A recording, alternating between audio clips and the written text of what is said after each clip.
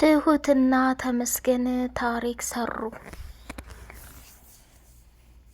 ናቲ ጉዞውን ወደ አባባ ቤት ካደረገ በኋላ ወደ ትሁቴ አባት ቤት የትሁት አባትም ምንም ነገር ሳይሰማ ለትሁት ደውሎላት ነበርና ሰተት ብሎ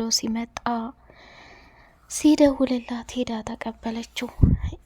አባባ እና የትሁት ወላጅ አባት ቁጭ ብለው ስለ ሰርጉ እያሰቡና እያቀዱ ነበር።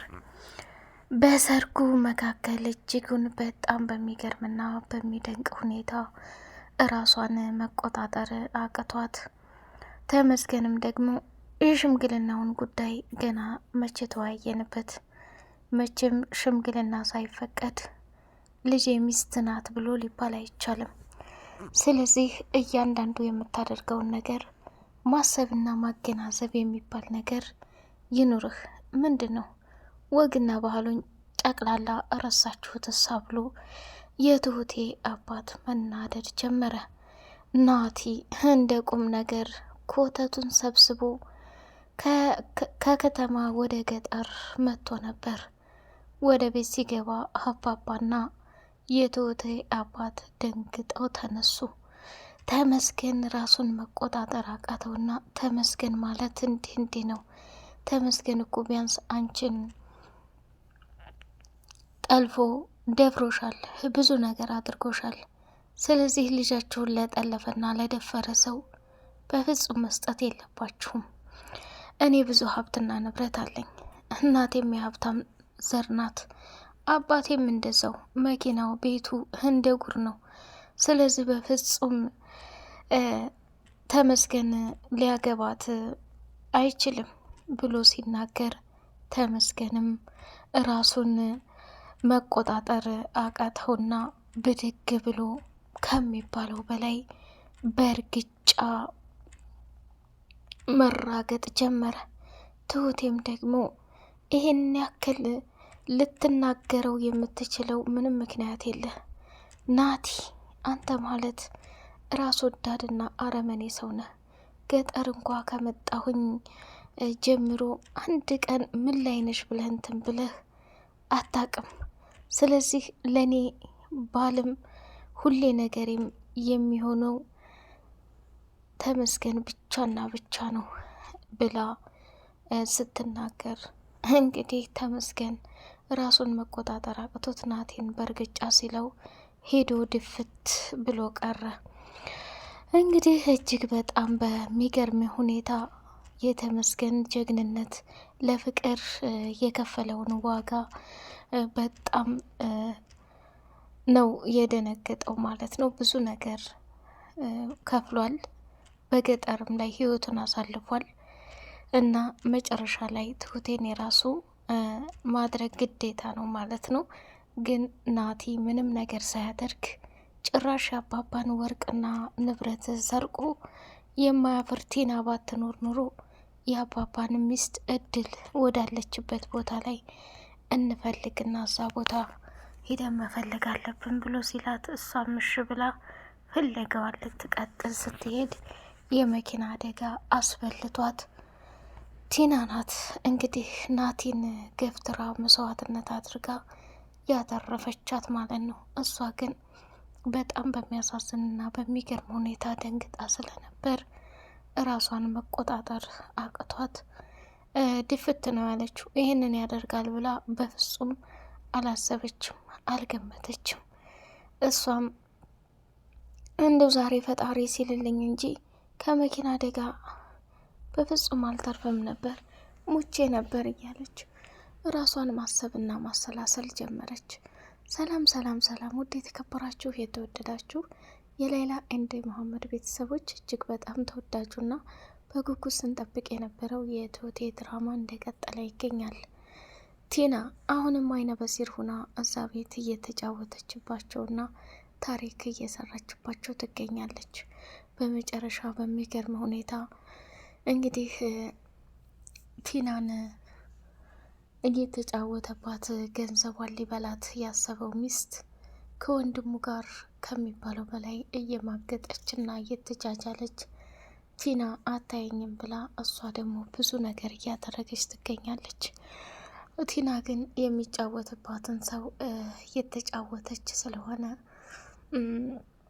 ከሚባለው በላይ ታሪክም እና መስዋዕትነትም የከፈለችው ጀግናዋ በመጨረሻ እንግዲህ ሁሉንም ነገር አሸንፋለሁኝ ብላ ቆርጣ የተነሳችዋ ጀግናና ታሪከኛዋ ሴት እጅግ በጣም በሚገርም ሁኔታ እኔ ምንም ቢፈጠር ምንም ወደኋላ የምል ሰው አይደለሁም፣ ፊት ለፊት ነው መጋፈጥ ያለብኝ ብላ ትሁትም እንግዲህ ተመስገን በጥይት የተመታ መስሏት በጣም ደንግጦ ነበርና ለካውስ አባባ ነው። አባባ ተመስገንና ትሁቴን ከሞት ታግቷቸዋል ማለት ነው። ደጀኔ የሚባል ሰውዬ በድብቅ ተመስገንን ሊማታ አጥር ስር ላይ ተደብቆ አነጣጥሮ ሊተኩስ ሲል አባባ ደግሞ ያለው አማራጭ ሽጉጡን ነበርና ሽጉጡን አውጥቶ ክንዱን ሲለው ራሱን መቆጣጠር አቅቶት መጣ። ከዛ እንዴት አድርጌ እንደማመሰግንህ አላውቅም። ልጄን እኮ በገዛ እጅ አስበልቻት ነበር፣ በገዛ እጅ እንደው አስቀርቻት ነበር። አንተ ግን በሚገርምና በሚደንቅ ሁኔታ ልጄን አተረፍክልኝ፣ ልጄን ታገትክልኝ እያለ ማመስገን ጀመረ። ትሁቴም አባባን ሄዳ ጥምጥም ብላ አቅፍ አደረገችው። እሱ ምንድን ነው አባዬ፣ አንተ ሁሌ በችግሬ ላይ ከፊት ለፊት እንደቆምክ፣ ሁሌ እኔን ሊያጠቁኝ ሲሞክሩ አንተ እንደተከላከልክልኝ፣ ዛሬ እኮ ሙቼ ነበር፣ ተመስገንንም በእኔ ምክንያት አጥቸው ነበር። እሱ ደግሞ ከባድ ነገር ነው ብላ አባባንም እቅፍ ስታደርገው የትሁቴ ወላጅ አባት እንግዲህ አባባንም አመሰገነው። ትሁቴ ያሁላ መከራና ስቃይ ሲደርስባት አንተ ግን ከሚባለው በላይ ለትሁት ብዙ ዋጋና መስዋዕት ከፍለሃል። ብዙ ነገር አድርገህልኛል። ቃላት የማይገልጸው ስራ ሰርተህልኛል። ዛሬ ላይ ከምታስበውና ከምትለው በላይ ደስተኛ ሁኜ እንድኖር ወይም ትሁትን ያንን ታግባ ይሄን ታግባ ብዬ እንድመርጥ ብዙ ዋጋ ከፍለህልኛል እያለ ማመሰጋገን ጀመረ። አባባም ደግሞ እኔ ባልወልዳትም ትሁቴ ልጄ ናት። እውነት ለመናገር ብዙ መስዋዕትነት አድርጋልኛለች። ይሄ ለሷ ትንሹ ነገር ነው። ብችል እኔ ብዙ ነገር ባደረግኩኝ። የትሁት ውለታ በንግግር የሚከፈል አይደለም። ቆይ ሴት ልጅ አለህ እንዴ ብሎ ጠየቀው። እኔ ምንም ሴት ልጅ የለኝም፣ ባልወልዳቸውም 2 ሴቶች ልጆች አሉኝ። ግን የአብራኬ ክፋይ ደግሞ 1 ልጅ አለኝ። ይህ ሁላና መስዋዕትና ዋጋ የከፈለችልኝ ግን ትሁቴ ናት። መወለድ ቋንቋ ነው ብሎ አለ። በጣም ይገርማል። እኔ ልጄን እድራለሁ ስል በመካከል መስዋዕትነት አስበልቻት ነበር። በጣም ያሳዝናል እያለ የትሁት ወላጅ አባት መናደድና መበሳጨት ጀመረ። መጨረሻ ላይ ከሚባለውና ከሚታሰበው በላይ ብዙ ዋጋና መስዋዕትነት እንደከፈለች ያየ እንግዲህ ተገረመ። የአባባ አባትነት ጥልቅ መሆኑን ተረዳ። መጨረሻ ላይ አንተ ምን አሰብክ? ልጅቱን እኔ እኮ የቤተሰቦቿን ፍላጎት ታክብር ብዬ እንጂ ትሁቴን እዛው ከተማ ይዤ እድራት ነበር። ለእሷን የምትፈልገውን ነገር ማድረግ አያቅተኝም ነበር። ግን ምንም ቢፈጠር ምንም አሁንም መናገር የምፈልገው ነገር ተመስገን በጣም ጥሩ ልጅ ነው። ተቀይሯል። ይወዳታል፣ ያፈቅራታል። አንድ ላይ እንዲጋቡ መፍቀድ አለብህ። ይህን የማታረግ ከሆነ ለልጆቹ ከባድና አደገኛ ችግርን እየፈጠርክ ነው ብሎ ሲለው እንግዲህ ምንም ማድረግ አልችልም። ይህም የወንድ ከረፈፍ ነው። አሁን አባቱ ጠምዶ ይዘሃል። ምክንያቱም በቀዩ ላይ የሚከበርና የሚወደድ ሰው ነበረ። አሁን ላይ ከምታስበውና ከምትለው በላይ ይሄ ችግር ተፈጥሮ ሁሉም በሰላም የሚተኛ አይመስለኝም። አባቱ ችግር ይፈጥርብሃል እንጂ ልጄን በማትረፍህ መቼም አልጸጸትም። እንደዚህ ያደርጋል ብዬ አንድ ቀን ማስቤም አላቅም። የጅል ስራ። ልጁ እኮ ቦቅቧቃ ነው። ዝም ብለህ ብታስፈራራው ይፈራል ብሎ አለው። አይ እሱን ተወው አለና ትሁቴና ተመስገንም የራሳቸውን ጊዜ እያሳለፉ ትሁቴ በተወለድንበት ባደግንበት ሀገር ከልጅነት መጥፎ ነገር ባደርግም አሁን ዳግም በፍቅር ተገናኝተን ለመጋባትና ሽማግሌ ለመላክ በቃን፣ እንዴት ደስ ይላል እያለ ከሚባለው በላይ መደሰት ጀመረ። ሽምግልናውም ነገ እሁድ ይፈጸማል። አንቺም ከልጄ ጋር የራሴን ህይወት እስካሁን ያስከፋሁሽንና የበደልኩሽን ጊዜያቶች በሙሉ እንትን ብዬ ከተማ ደግሞ በቤሎ አገባሻለሁ፣ ይሄ ቃሌ ነው ብሎ ቃል ገባላት። እውነትህን ነው አለችና እቅፍ አድርጋ መሳም ጀመረች። ተመስገንም እንግዲህ ከሚባለው በላይ ለትሁቴ ያለው አመለካከት እጅጉን በጣም የተለየና ውድ ነገር ሆኗል። እሷም ያሳለፍኳትን የፈተናና የስቃይ ጊዜያቶች አሁን በደስታ እንደማሳልፍ ተስፋ አለኝ አለ። አታስብ፣ ምንም ነገር ቢሆን እኔም ከጎንህ ነኝ። የልጄ አባት ስለሆንክ በፍጹም ልጨክንብህ አልቻልኩም። አባቴ ከባድ ስህተት ሰርቷል።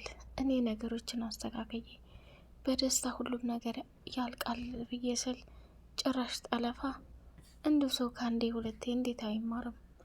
ምን አይነት ጉር ነው? ተረጋጊ ትሁቴ፣ አባትሽ ትንሽ እልክ አለበት። ይሄን ደግሞ ነገሩ እስከሚስተካከል ድረስ በጥበብ መያዝ ነው ያለብን። አሁን ደግሞ አባዬ መጥቷል፣ ስለዚህ ሁሉም ነገር ለበጎ ነው ብሎ አላት። ናቲ እንግዲህ ለቲና ስሚ፣ አሁን አባዬም ገጠር ሄዷል፣ እዛ ቤት ማንም የለም፣ እድልም ሰው ቤት ብላ ገብታለች። ያችን አሮጊት በጨለማ ገብቼ ሂጄ ወርቅ ያለውን ሁላ ሙጥጥ አድርጌ ለትሁት ሽማግሎች ጉቦ ሰጥቼ አገባታለሁኝ ብሎ ሲል ቲናም እሱም በጣም ጥሩ እድል ነው በርታ ናትዬ ብላ አስቀድማ ሄዳ ለአባባ ሚስት እማዬ ጥንቃቄ አድርጊ፣ ናቲ ይሄን ነገር አስቧል ወይ ካልሆነ ወርቁን ምናምን ደህና ቦታ ደብቂና ወደ አባዬ ቤት ወደ ገጠር ልሸኝሽ። ይህ አስመሳይና ረመኔ ሰው ብዙ ያረግሻል። አሁን ማንም ስለሌለ ምንም የምታመልጭበት ነገር የለም። በዚህ በከይሲ ላይ ከምትሞቺ እኔ ወደ ገጠር ልሸኝሽና ሰላም ህይወትን ብኖር ይሻልሻል ብላ አለቻት። እሺ በቃ ነገ አሳፍርሻለሁ ብለው ተስማሙ ማለት ነው። የአባባ ሚስት ወደ ገጠር ልመጣ ነው። ናቲ የሚያደረገው ነገር እጅግ በጣም አሳፋሪ ነገር ነው። ራስሽን ጠብቂ፣ አባዬ አንቺን ለማግኘት ብዙ ዋጋና መስዋዕትነት ከፍሏል። አሁንም የትሁትን ጉዳይ ለማስተካከል እንጂ በአንቺ ጨክኖ አይደለም የሄደው። እባክሽ እማዬ ብላ ቲና በድጋሚ የአባባን ሚስት አስጠነቀቀቻት። እሷ ግን እንደፈለገች ሆነች። መጨረሻ ላይ ወደ ገጠር ለማሰናበት ወሰነች። ወደ የተከበራችሁ የተወደዳችሁ የሌላ መሐመድ ቤተሰቦች በቀጣይ ፓርት በጉጉት እስከምንገናኝ ቻናሉን ላይክ፣ ሰብስክራይብ እያደረጋችሁ አበረታቱን። ሰላም አለይኩም ወራህመቱላሂ ወበረካቱ።